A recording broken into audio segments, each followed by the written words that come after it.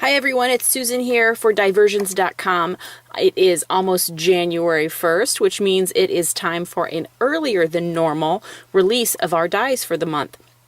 Normally we release dies on the first Monday of the month, but because the first Monday of the month falls so close to CHA, we decided to go ahead and bump it back an entire week and release this on New Year's Eve night.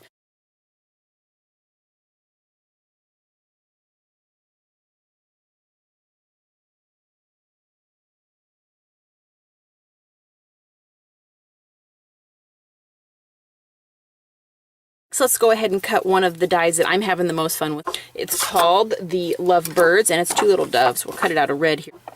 Obviously Valentine colors, red, black, pink, and white, but there's nothing wrong with throwing in some lavender and some purple and some fuchsia, and of course some lime green always works well. Go ahead and roll this both ways under my Genius platform. Whoops, lost the die. This is Lovebirds. Isn't that so cute? I just love this one. I almost think that you could put a little tab in there and use that as a clip. Clip something in there on the front. See how he kind of holds it in his wing? Super cute. Love this one. I think it's my prediction for one of the very popular ones this month because of the hearts. The hearts are everywhere. The hearts in the beak, the eyes, the wings, the throat, the neck, everywhere. There's hearts galore.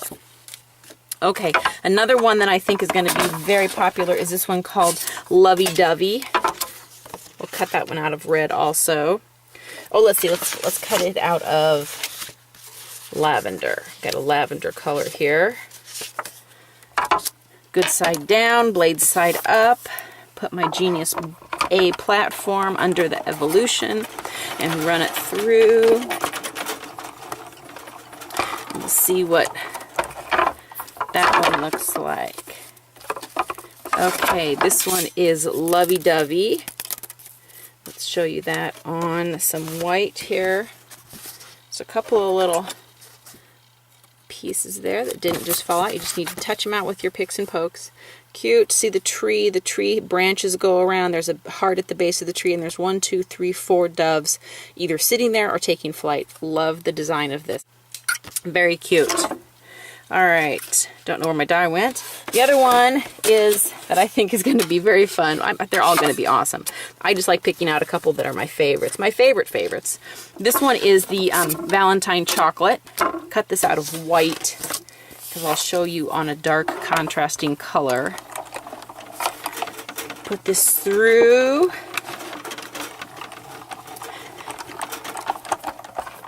This Evolution rolls very nicely. Okay, punch those out. Okay, can you see the chocolate shapes in there? Wouldn't this be great in that coated basil cardstock that has kind of the frosty color? I love the eyelet shape, the almost stitched shape. You can just see the lids fitting right on top of that and uncovering all those pieces of chocolate. Very cute. Alright, the Valentine Chocolate. Let's cut out the circle, which is the Valentine Lace. Cut this out of kind of a medium lavender. Like I said, I think this is going to be a very popular one because while it's lots of hearts and a very delicate frilly shape, doesn't scream Valentine's Day, so I think it's going to come in handy for lots of pages, lots of backgrounds, lots of matting, of other things. Little tiny hearts. All of these shapes are little tiny hearts. Just touching those out with my picks and poke, any kind of a hat pin or a thumbtack or your piercing tool, or you just flick them, however you're most comfortable. But then put this on a color, and look at that beautiful cut. Hearts are aligned to look like daisies and swirls. Very cute. Alright, let's do the postage. This one's great because you get positive and negative in some of the shapes, and what I mean by that is you're going to be able to use obviously the die cut, but then because of the negative shapes that fall away, they're also usable. There's a Cupid, and then there's some letters that spell out words, and those are going to be usable the same. So tap this guy out. So here you've got love, that the love falls away with the heart, but the love is still usable. Okay, so here's the love stamp, Here is the bigger love stamp. Again, the letters are usable. The swirl and the letters would be totally usable, but the stamp itself is perfect there, just as the negative shape. I didn't go through, you know how I usually, there we go. I usually put a Sharpie around the hole that actually releases the die cut. I didn't do that yet.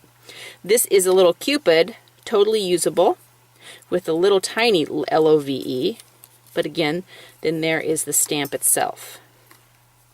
Okay, and the final one is XOXO, XOXO, with some swirls and hearts. Very cute. So there is your 4-piece block of stamps. Great with the cancellation diversions die from last summer.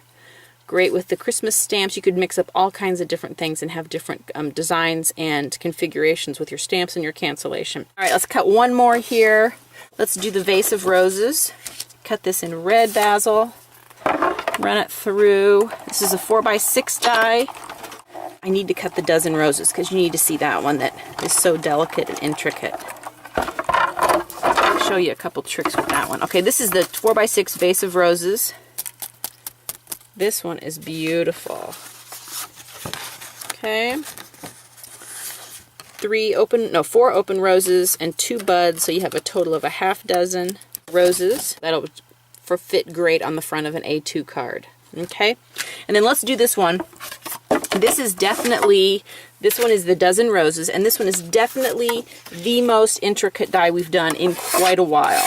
Very delicate. One of the tricks I'm going to show you is when you have this many blades on a die, it's always best to run it through at an angle just because it starts the roller at the least amount of contact and then expands slowly. It's better than starting the die like this where you just boom, start with all the blades right at once. So start it on an angle. So let's go ahead and run this at an angle. It starts one corner first and then the other corners follow.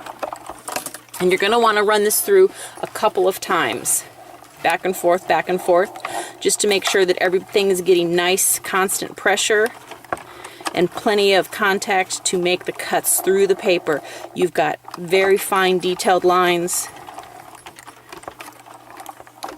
Give it a look.